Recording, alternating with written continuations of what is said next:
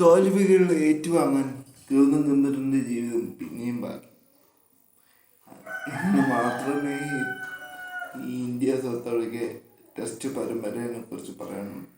തോൽവിയിൽ നിന്ന് പാഠങ്ങൾ ഉൾക്കൊള്ളാതെ വീണ്ടും ടീം ഇന്ത്യ ഗൗതം ഗംഭീറും സംഭവം. ഒരൊറ്റ ട്രാൻസിഷൻ പീരീഡിൽ നിന്ന് ചലിച്ചുകൊണ്ടിരിക്കുന്ന ന്യൂ ടീം ഇന്ത്യക്ക് കോഹ്ലിയില്ല, രോഹിത് ശർമ്മയില്ല, അയ്യരില്ല, മറ്റ് സംഘങ്ങളൊന്നുമില്ല, സീനിയർ താരങ്ങൾ ആരുമില്ല, അശ്വിനില്ല, ആരുമില്ലാതെ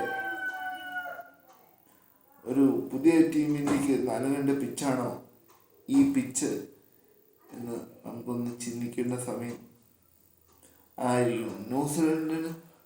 ന്യൂസിലാൻഡിന് പിന്നാലെ സൗത്ത് ആഫ്രിക്ക 15 വർഷങ്ങൾക്ക് ശേഷം ഇന്ത്യയിൽ വന്ന ഒരു ടെസ്റ്റ് പരമ്പര മുന്നിൽ എത്തിയിരിക്കുന്നു. ഇന്ത്യയുടെ സ്കോറിലേക്ക് വന്നാൽ ആദ്യ ഇന്നിങ്സിൽ India South Africa 159 all out.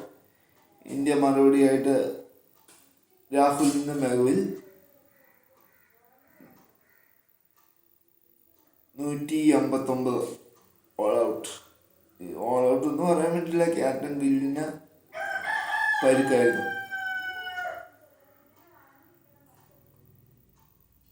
പിന്നെ രണ്ടാം ഇന്നിങ്സിൽ സൗത്ത് ആഫ്രിക്ക ഡംബാവുന്ന എടുത്തു പറയണം.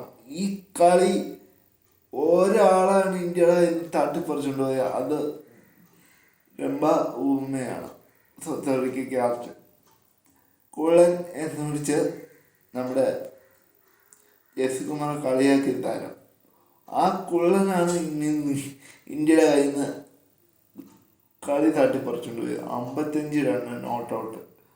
153 സൗത്ത് ആഫ്രിക്ക വളരെ മറുപടി ബാറ്റിംഗ് തുടങ്ങി ഇന്ത്യക്ക് 124 റൺ വിജയലക്ഷ്യം.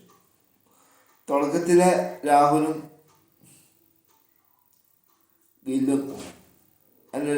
ജയ്സാളും രാഹുല് റൺസ് ഒന്നും എടുക്കുക. ജയ്സാള് ഫസ്റ്റ് ബോളിൽ തന്നെ ഗോൾഡൻ ഡെക്കായിട്ട് മടങ്ങി. പിന്നെ രാഹുൽ 1, സുന്ദർ 31. സുന്ദർ മാത്രമാണ് അല്പമെങ്കിലും പൊരുതി നിന്നത്. അക്ഷയ് പട്ടേൽ പിന്നെ ഒന്ന് പൊരുതി നോക്കിക്കണം, ടീമിനെ വിജയത്തിൽ എത്തിക്കാൻ സാധിച്ചില്ല. അങ്ങനെ 15 വർഷങ്ങൾക്ക് ശേഷം ഇന്ത്യയിൽ സൗത്ത് ആഫ്രിക്ക ഒരു ടെസ്റ്റ് ജയിച്ചിരിക്കുകയാണ്. ഗവൺമെന്റിന്റെ പരീക്ഷണം നടക്കട്ടെ.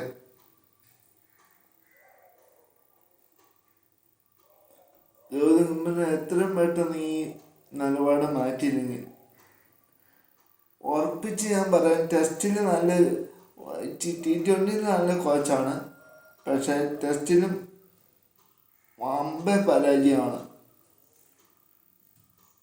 അപ്പം നന്ദി, നമസ്കാരം. വീണ്ടും അടുത്ത കളിയുടെ വിശേഷമായി ഉടനെ വരാം.